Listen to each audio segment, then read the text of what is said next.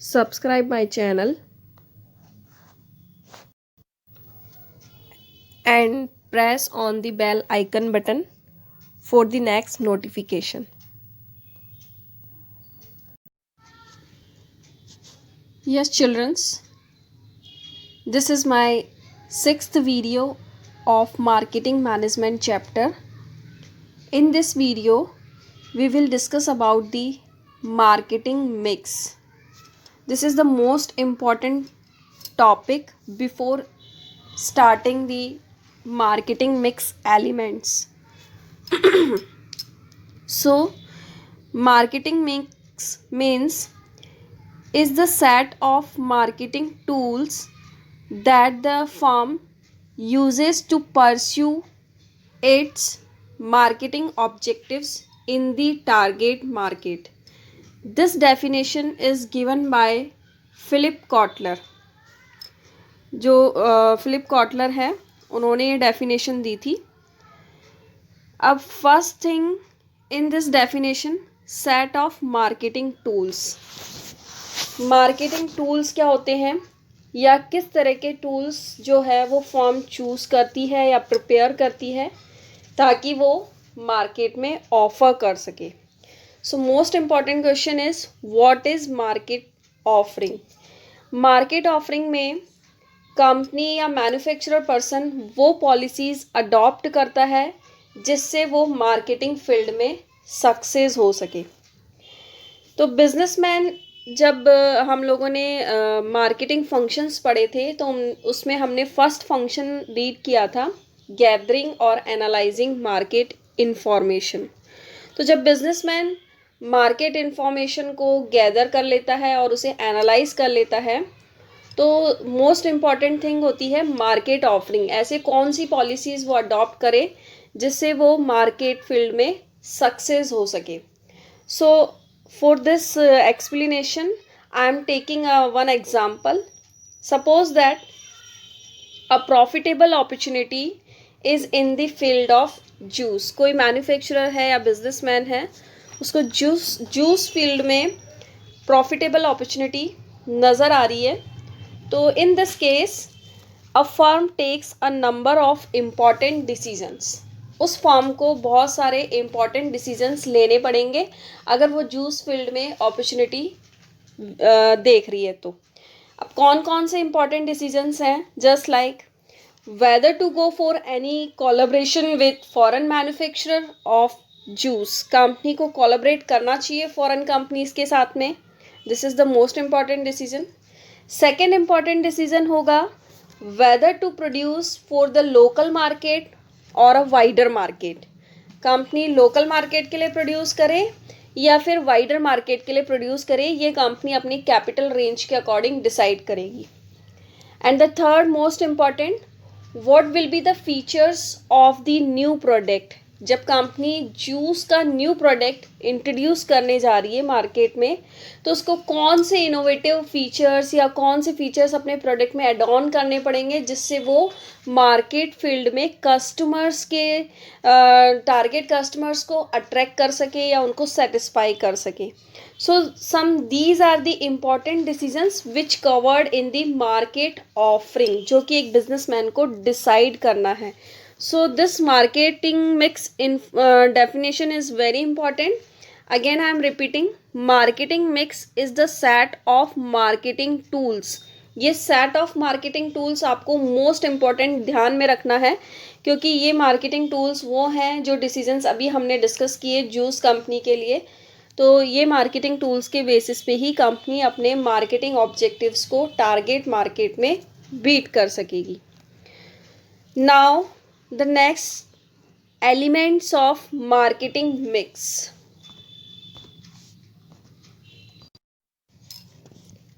So there are 4 elements of marketing mix जो कि हम इस चैप्टर में कंटिन्यू एंड डिटेल में पढ़ेंगे. First element is product, second price, third place and fourth is promotion. इस डायग्राम में आप देख रहे हो, यहाँ पे मैंने प्रोडक्ट मिक्स के एलिमेंट्स लिखे हैं बहुत ही शॉर्ट में. इट मीन्स जब भी मैन्युफैक्चरर प्रोडक्ट मिक्स के लिए जब प्रोडक्ट को डिज़ाइन करेगा तो हम लोग यहाँ पे प्रोडक्ट की क्वालिटी पे कॉन्सेंट्रेट करेंगे। अगर न्यू प्रोडक्ट इंट्रोड्यूस कर रहा है मार्केट में तो न्यू प्रोडक्ट के फीचर्स आ गए, उसकी डिज़ाइन एंड डेवलपमेंट पे काम करेंगे। यहाँ पैकेजिंग, लेबलिंग और ब्रांडिंग, ये सब चीज़ें भी हम प्रोडक्ट मिक्स में कंसीडर करेंगे, जो अभी हम प्रोडक्ट मिक्स को आगे कंटिन्यू जब मैं पढ़ाऊँगी तब बताऊँगी भी डिटेल में। यहाँ पे डायग्राम में जब हम प्राइस, प्लेस और प्रमोशन मिक्स पढ़ेंगे तब मैं उनके और एट्रीब्यूट्स इसी डायग्राम में एड ऑन करके आपको वन बाय वन एक्सप्लेन कर दूँगी। So let we start first product mix.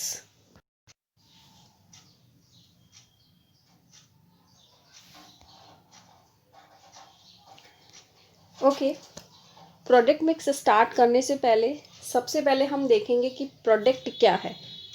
तो प्रोडक्ट को बहुत ही सिंपली हम कह सकते हैं, a product is need satisfying offering of a firm.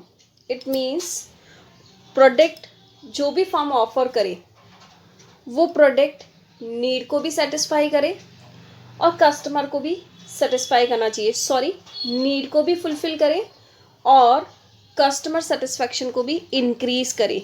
तो फर्म जो भी प्रोडक्ट ऑफर कर रही है, product is a need based plus satisfying offering based, so it is the product.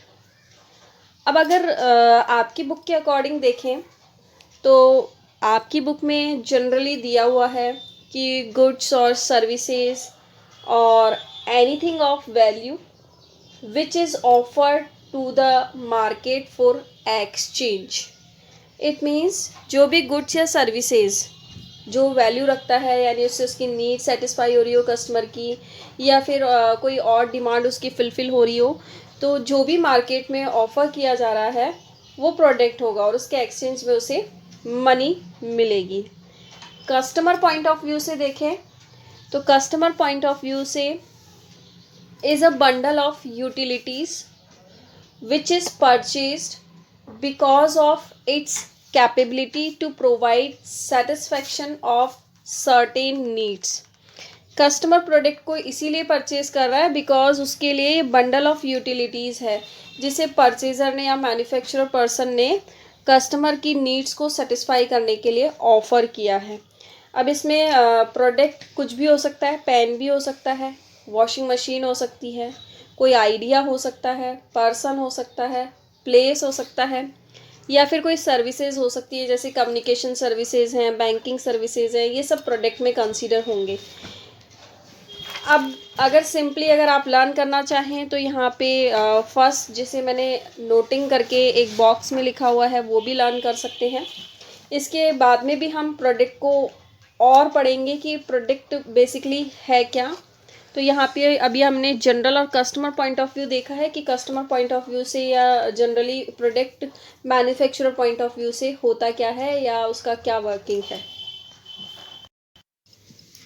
So product is a mixture of tangible and intangible attributes. Attributes means quality, which are capable of being exchanged for a value with ability to satisfy customer needs।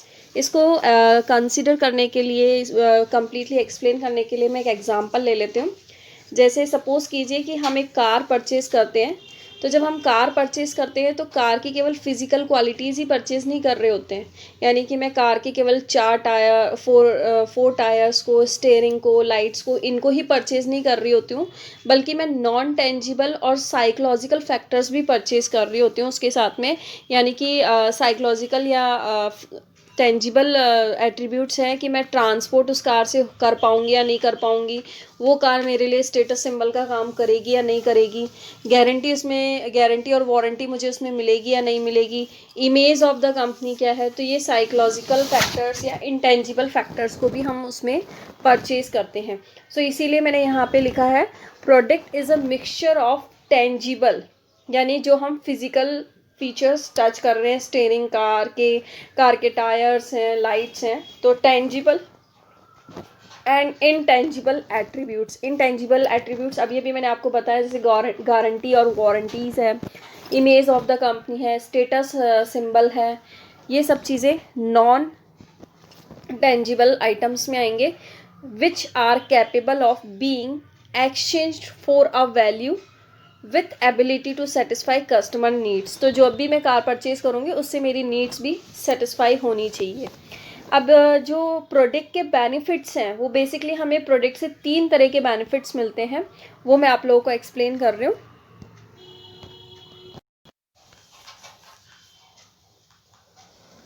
So a buyer buys a product और services for the benefits. कोई भी buyer person या customer person जो होगा वो किसी भी product या सर्विसेज को 3 बेनिफिट्स की वजह से परचेज करेगा।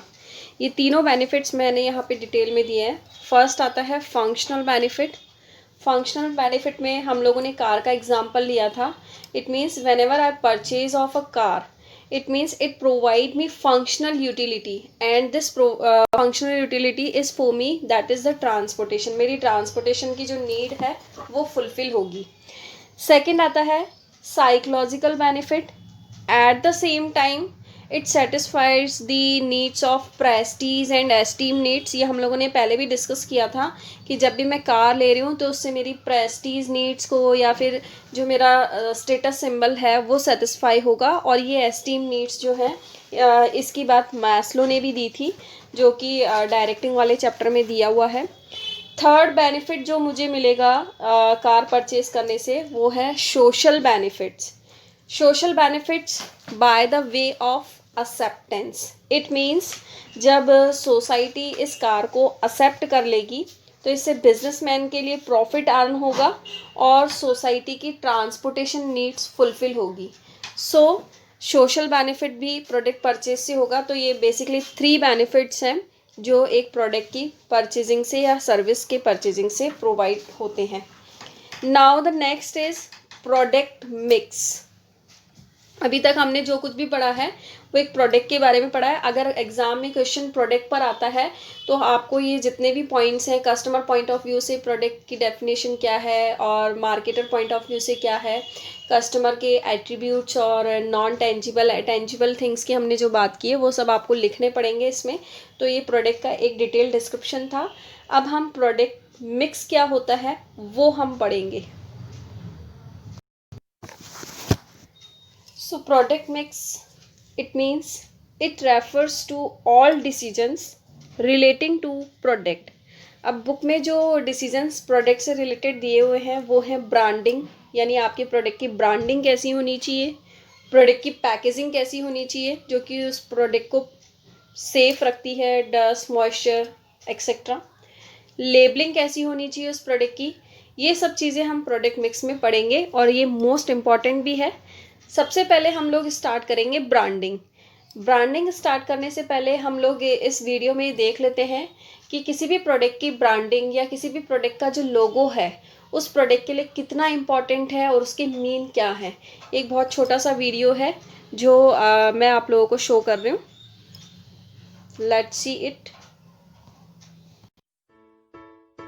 किसी भी कंपनी का लोगो उसकी सबसे बड़ी पहचान होता है और साथ ही क्रिएटिविटी का नमूना भी।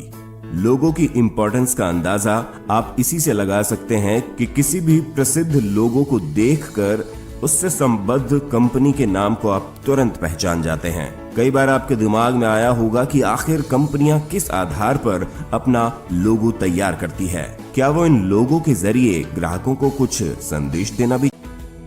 Amazon e com company Amazon का लोगो शुरुआत में देखकर लगा होगा कि ये तीर एक मुस्कुराहट दिखा रहा है जो कंपनी अपने ग्राहकों के चेहरे पर अपने प्रोडक्ट्स से लाना चाहती है। और ये बात है भी सही, लेकिन अगर आप ध्यान से देखेंगे तो ये मुस्कुराहट वाला तीर ए से लेकर जेड तक जा रहा है।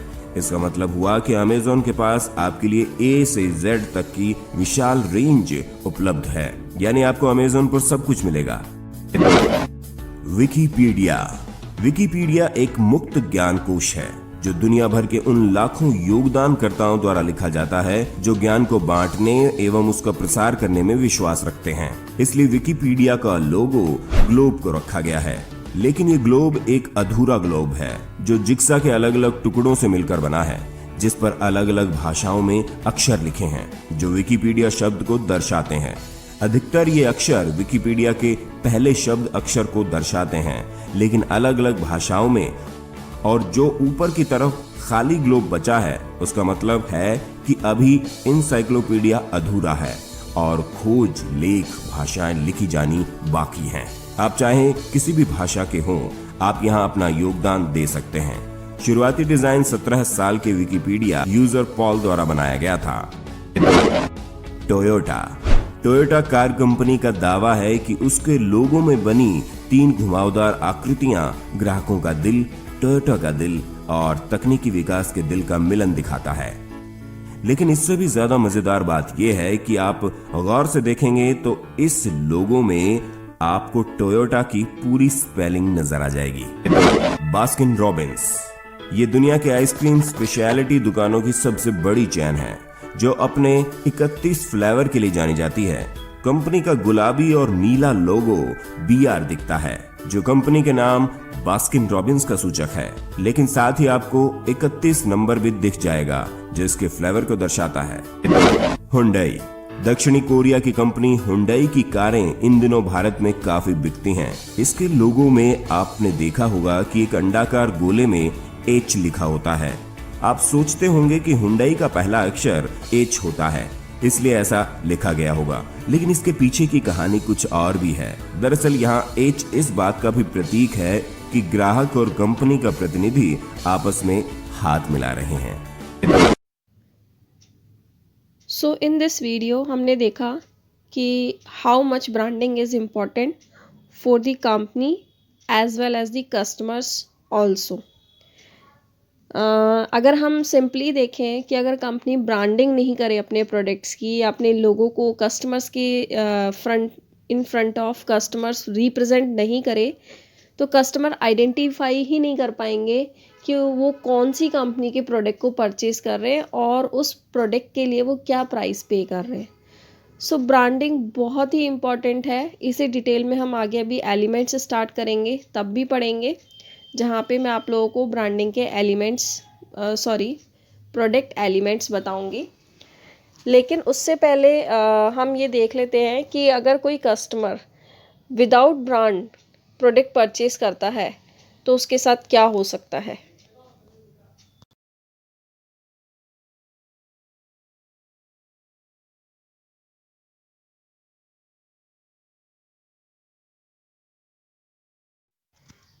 देखा आपने इस पिक्चर में, if we are purchase the product without brand या लोकल प्रोडक्ट्स को अगर हम परचेज़ करते हैं तो उनकी कोई गारंटी या वारंटी नहीं होती, वो कभी भी बॉर्न हो सकते हैं। जैसा कि इस पिक्चर में भी बताया है कि लोकल ब्रांड्स अगर हम परचेज़ करेंगे तो क्या होगा। So this is the product of Coca Cola, and in this product this name Coca Cola is a branding, जो कि प्रोडक्ट मिक्स का फर्स्ट एलिमेंट है। And this bottle is a packaging.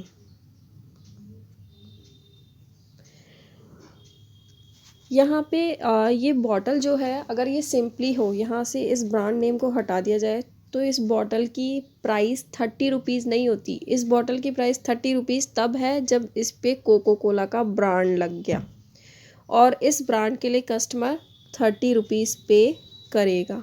So branding is very much important. So in this product this name is a branding.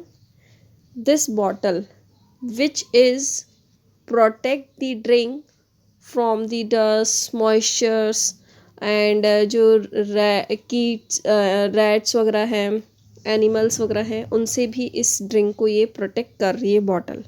So this is branding, packaging second, and now labelling. And this is labeling, and this labeling is showing या giving the information about the coke, कि 1.25 litre की bottle है, this is the bar code है, ये nutrition values given है, companies address वगैरह given है। तो this is the labelling information जिसको कस्टमर रीड आउट करके प्रोडक्ट की इंफॉर्मेशन के बारे में देखता है कि इस प्रोडक्ट की प्राइस क्या है, किस साइज़ में अवेलेबल है और कितना ग्राम या वेट उसका है, और इसके अलावा कंपनी के address details, all the things. अब इन पॉइंट्स को हम one by one short detail में पढ़ेंगे।